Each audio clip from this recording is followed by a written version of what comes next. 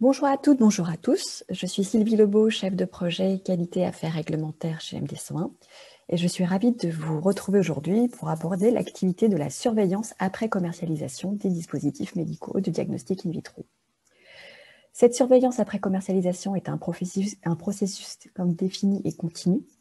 En fait, on retrouve plusieurs paragraphes relatifs à cette surveillance après commercialisation des dispositifs médicaux de diagnostic in vitro, selon le règlement 2017-746, le règlement européen des dispositifs de diagnostic in vitro. On retrouve ces définitions au chapitre 8, section 1, l'activité surveillance après commercialisation elle-même, plus communément dénommée SAC, la section 2 portant sur la vigilance, la réactovigilance, et la section 3 portant sur la surveillance du marché. Celle-ci s'adresse principalement aux autorités compétentes telles que la ANSM.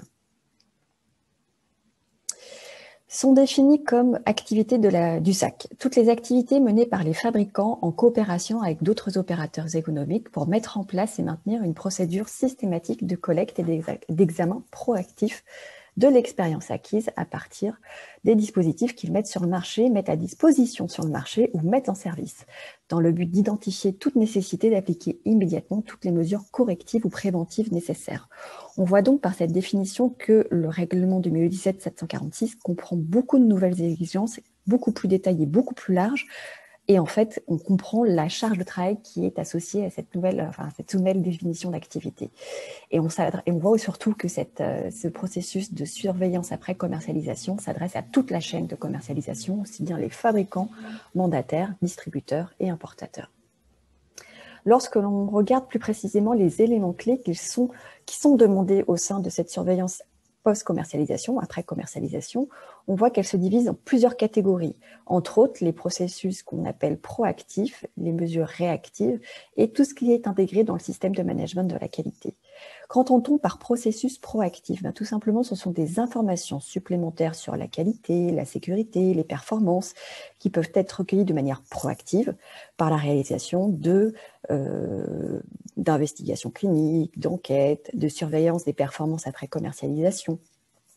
Donc, il s'agit de tenter de façon proactive d'identifier un éventuel problème avant qu'il n'ait une influence sur une décision clinique.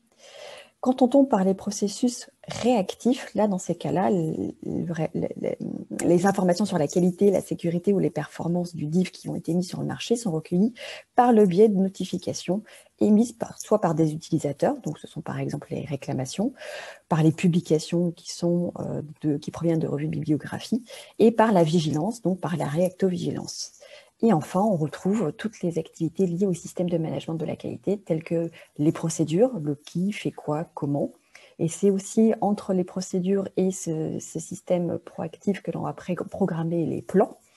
Et enfin, tout cela sera colligé, documenté au sein de rapports qui, eux, qui sont déjà suffisamment détaillés et extrêmement explicites via l'annexe 3 du nouveau règlement 2017-746, mais qui, en plus, vont avoir un impact puisqu'ils vont pouvoir implémenter, et il va falloir implémenter ces nouvelles informations au sein de la documentation technique des dispositifs de diagnostic in vitro. Donc, on comprend que la surveillance après commercialisation est une activité centrale et complexe. Donc, selon l'article 78, le règlement définit cette activité comme un processus de surveillance qui fait partie intégrante du système de gestion de la qualité, donc du système de management de la qualité.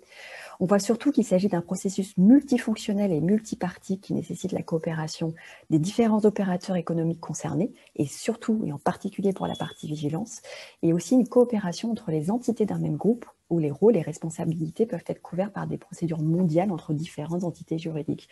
Bref, cela nécessite de la contractualisation et une belle redéfinition des procédures.